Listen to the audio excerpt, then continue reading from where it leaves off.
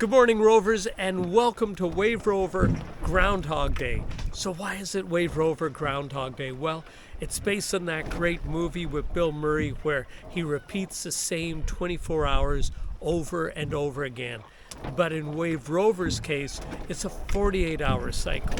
And how does it go? Well, right now the wind is from the northwest and it's very light, but it's going to back down to the southwest, and then it'll fill in very strongly, and we will have it for about 12 to 18 hours, and then it will veer. Now, veer means that the wind will rotate in a clockwise fashion, and the wind will veer from the southwest to the west, the northwest, and then eventually to the north. It will diminish throughout that whole veering process, and then it will disappear only to reestablish itself again from the southwest. This is our third time through that cycle. Now, these southwest winds are great because they take us exactly where we want to go, which is in a north-northwesterly direction.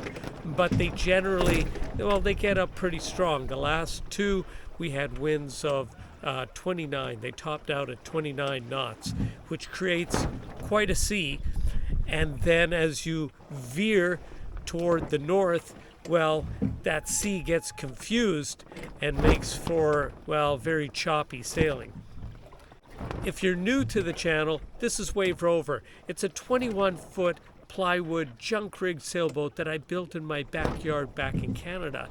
And we're on a transatlantic voyage where I've taken the boat from Virginia Beach to the Azores, and now we're on a passage from the Azores to Baltimore, Ireland.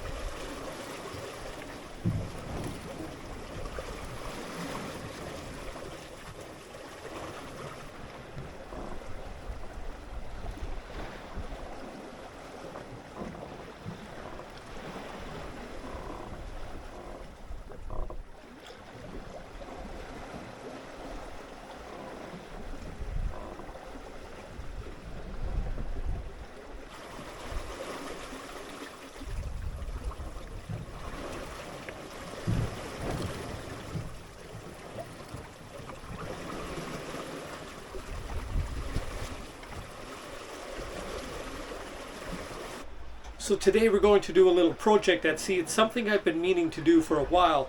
It's a rope, a floating rope that I'll trail behind Wave Rover, and it's for in the event of a man overboard. So this is the rope. It's a 3/8 rope, about 9 mil, and it's UV stabilized. And the important thing is it's floating. So this rope will float. It's really easy to splice, and I want to splice an eye splice into the end, and that's what we'll use as the anchor point on the boat. Okay, so we have our fit attached. We want to make ourselves a nice big loop, something about that size. And then this rope is so easy to splice, it opens up.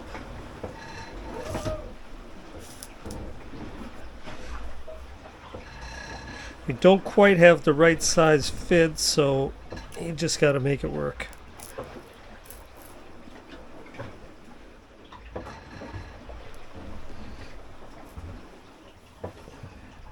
Okay, that's a good size. We just have to send it back through a couple of times.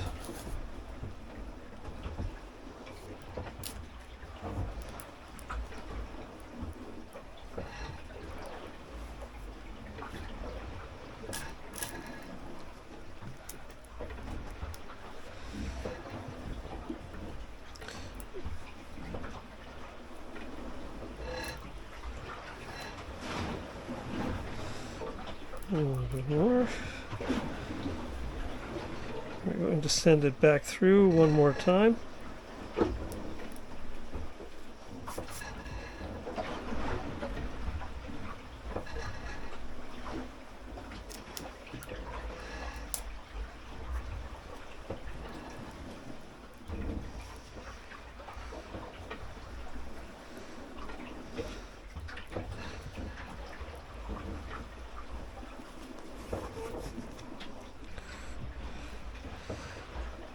I actually need a fid that's one size up, but I don't have a complete set, so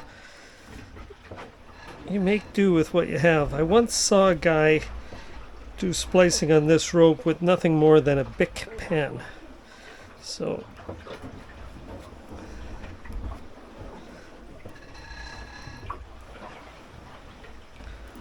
there we go.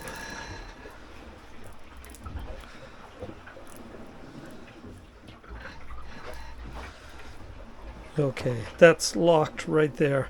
But we're going to send it through one more time, and then we're going to put a stitch in it.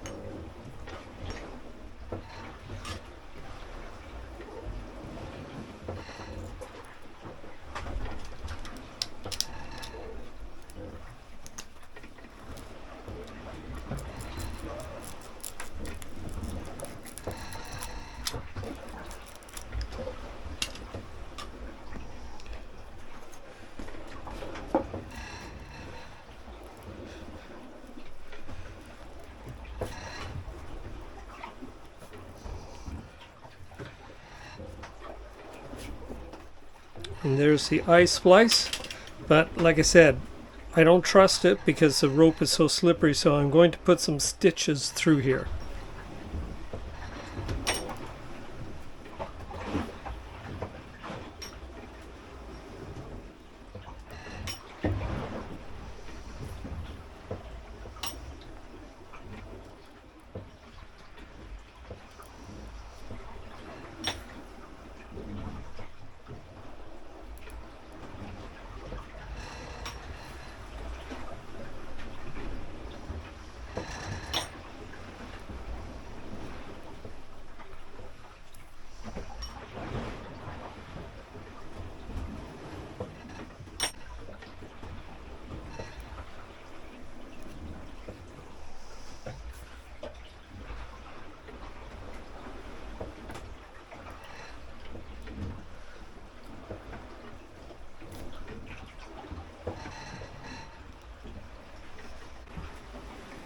So there it is. There's the eye splice, complete with 2 stitches put in for extra security. Now let's go up on deck and install this.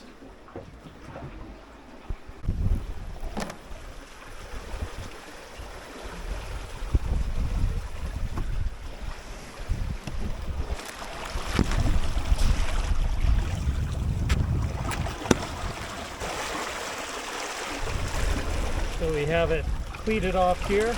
There's our eye splice, and then we're trailing out 100 feet. I'll pull it in and see if I can sort out that tangle.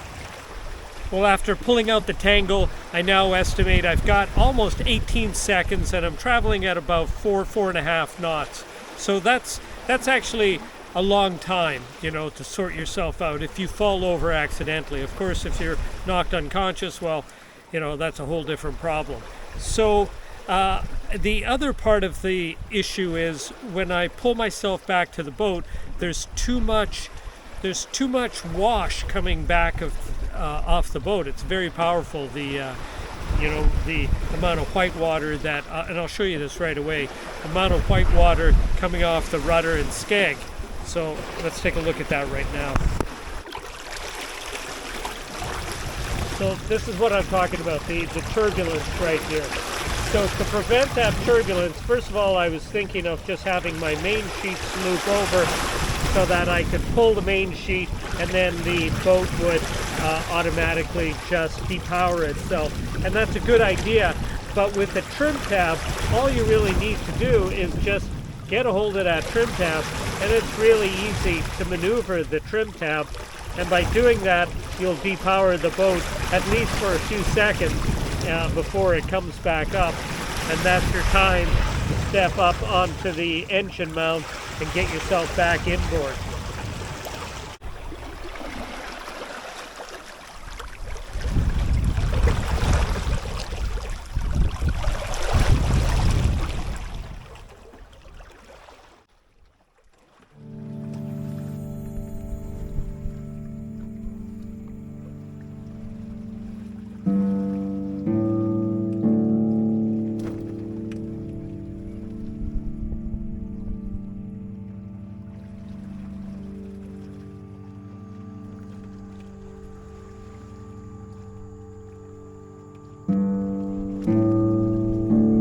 I was approximately 500 miles out from Hawaii.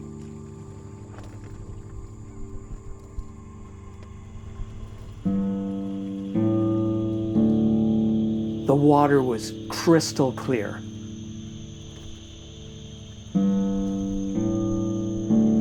And I'm looking down. I'm in the water looking down.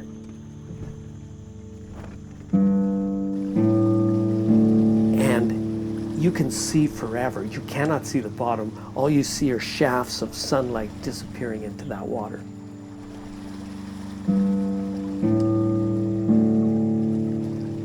I'm on the end of a line that's about 30 to 40 feet long and attached to the boat.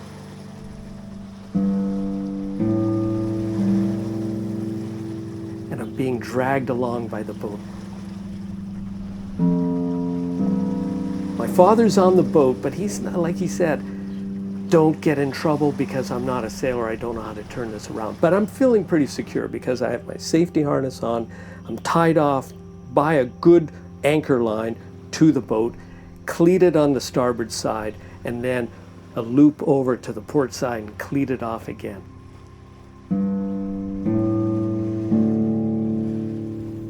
I think I'm pretty safe.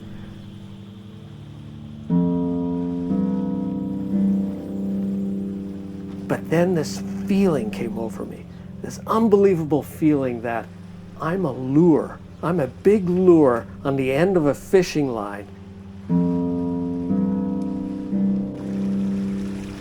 And we have seen sharks at sea already.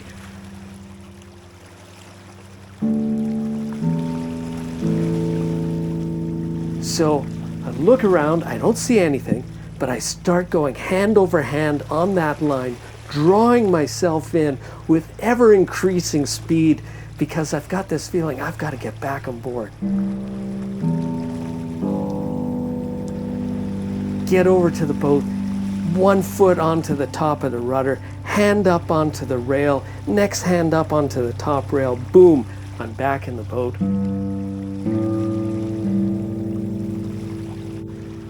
Look behind me, nothing. There was nothing there other than a feeling.